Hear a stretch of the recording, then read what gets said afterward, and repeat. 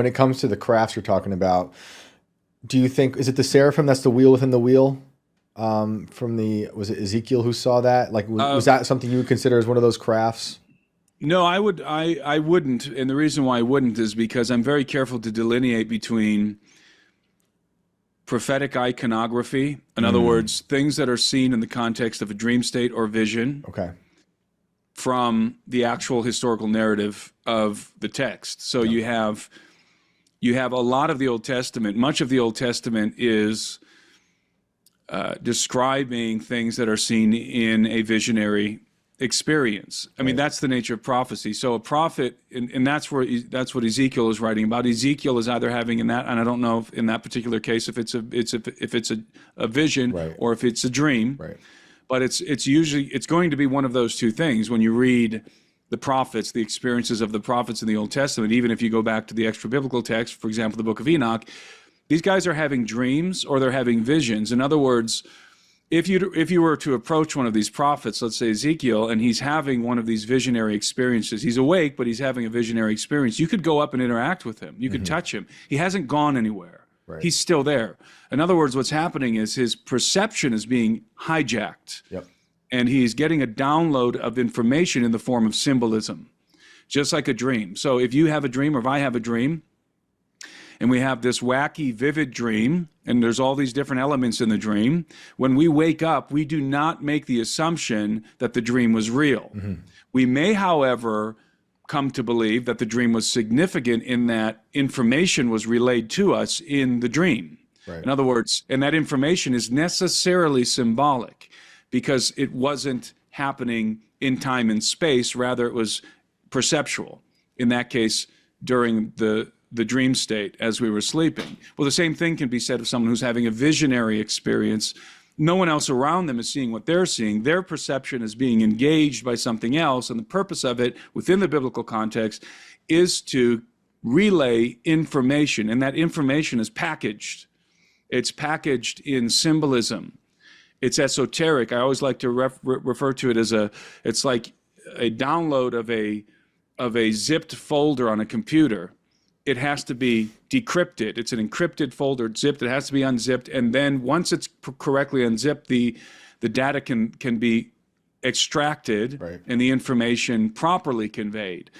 So when you have someone like Ezekiel who is seeing visions of heaven, and he's seeing cherubim, and he's seeing the wheels, and he's seeing all of the different things that are described in that particular event, what he is seeing is symbols and symbolism. I don't know why I always thought, I see that point too, but I always thought it also could have been that through the dream, God was showing him literal things. Why take the interpretation that it's symbolism over it being a literal vision? Because it's a message, because the purpose of prophecy is to deliver a message. Right. And that's the purpose of it. It's never just to show you something so that you can be fascinated with it. It's to give you the symbols that can be interpreted, and the message can therefore be understood. And this is one of the things that is so genius about the biblical texts, especially the prophetic content, is that there is so much of it that is encrypted, and when you begin to decrypt it's really extraordinary. For example, the cherubim. This would be another iconographic prophetic element that comes up quite a bit in the visionary experience of the prophets in the Old Testament. They see cherubim. Right. And cherubim are described in two different ways. It's not always the same thing. There's two different ways. One of the ways that they're described is a composite, and in both ways they're described like this, but in varying ways. So one of the ways is a composite of four creatures. It's got the head of a man, it's Right. got the body or the four parts of a lion, the hind parts of an ox, and the wings of an eagle. So it's a composite of four creatures. Well, the same thing is represented in the visions of cherubim with four faces. Right. So rather than being a composite of these four beings in their body, they're these creatures, these four living creatures with four faces, or living creatures with four faces. It's the same thing. It's the face of a man, the face of an eagle, the face of a lion, and the face of an ox. Mm-hmm. And for so many years, I grew up as a Christian. My father was a pastor, And so for so many years, I have always been given the explanation that these are literal beings that are in heaven, and that the purpose of showing us these beings is what? Is to fascinate our hearts, is something that I've heard over the years, is to just tell us, give us an anatomical lesson about these creatures that are around the throne. By the way, these are throne guardians, and the cherubim are not exclusive to the Hebrew culture. This is a feature of the ancient Near East. This is an iconographic feature of the ancient Near East in general. That means you find it in Mesopotamia, you find it in Egypt. And it's always in the same context. It's a throne guardian, which is in fact the context of these visions or these dreams, prophetic content from the Old Testament. And the cherubim are directly, by the way, connected with the Ezekiel's wheel. Right. And when you think about this, that never made any sense to me, because I felt like if God is going to convey a message to mankind, if he's going to give this prophet a vision, there's more going on here than an anatomical lesson about this creature. There's something here. This is obviously very esoteric. And the fact that it's described in two different ways, this composited being is described in two different ways, is indicating that this is a riddle that needs to be solved. This is a paradox. Mm-hmm. And so it wasn't until I encountered the work of David Flynn that I realized that what we're looking at here in these four faces are the four cardinal directions of the zodiac. That's what they are. The face of a man is Aquarius. The face of the eagle is Scorpio, because Scorpio has a dual aspect, a scorpion and an eagle. Right. The face of the lion is Leo, and the face of the ox is Taurus. And those are the four cardinal directions of the zodiac. And those faces are looking, each face, in a different direction: north, south, east, and west. And they correspond to the zodiac. And the zodiac is time. That is a celestial timepiece that was understood by many ancient cultures and is exceedingly important even in the biblical context. And I mean, we can go down. Down that rabbit hole if you like. But the point is that I believe that the wheels are also in Ezekiel's vision. You have the cherubim and you have the wheels, and I think that the wheel represents the zodiac, and that what we're getting here is what part of the message that's being conveyed here, not entirely, but part of the message is that this has to do with what the ancients referred to as the great mill. The zodiac. And the zodiac is not some astrological mumbo-jumbo New Age thing. It is literally a timepiece. And it's based on the axial precession, the 23-degree tilt of the Earth, and that wobble that the Earth makes as it turns. And that wobble takes an exceedingly long time to complete one rotation. It takes approximately 26,000 years. And there's a lot of information in the biblical narrative that directly implicates the zodiac, and in other words, there is a message of time that's being conveyed here with the cherubim and the wheels, rather than a depiction of a flying craft and these strange beings that fly in the craft. I don't think that's the message. We encounter those beings flying in their craft in the narrative. Right. What do you take away? What do you take away from that message? If God is showing time through the zodiac, what are then readers, in your opinion, supposed to take away from it? Oh, I don't know. I think that we have to. Here's the problem. I was always indirectly, let's say, unintentionally taught to approach the Bible from a Western Christian perspective. Okay. The problem is you cannot understand the imagery or the iconography of prophecy from a Western Christian perspective. You'll never correctly decode it. Right. And there's a lot of prophecies that are explicit. They tell you the meaning, right? But then there's other stuff that is not explicit, that has to be decoded, that has to be decrypted.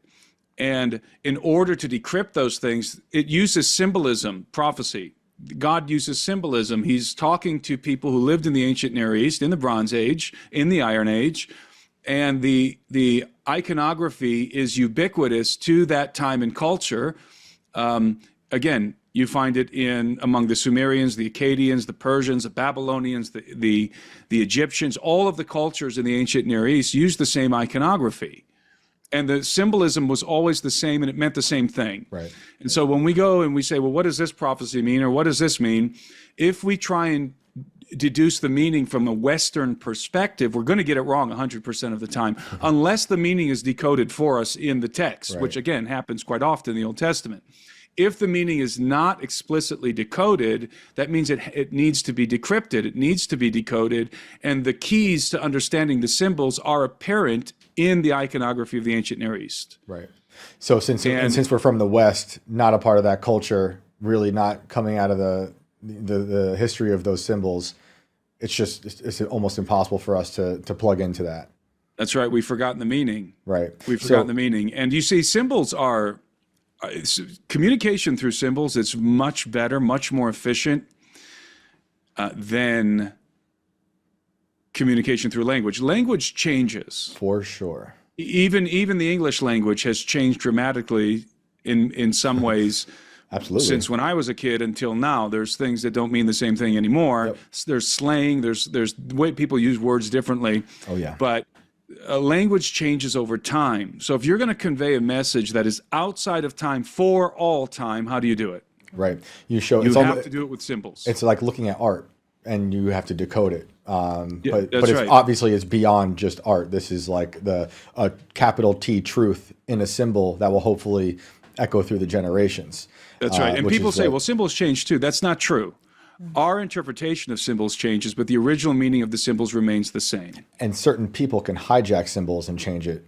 But this That's right. doesn't mean the symbol itself has changed. It's just That's that right. the people and Like the Nazi Party, for example. Exactly where I was going with that. Yep. Yeah. So a communication that is delivered in the language of symbols is it's ingenious. Yeah.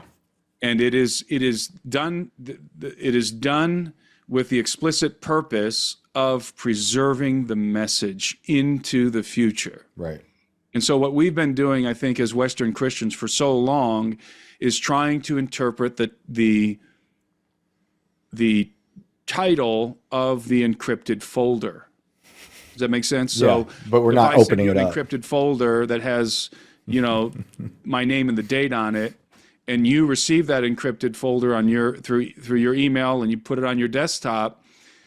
You don't have the information yet.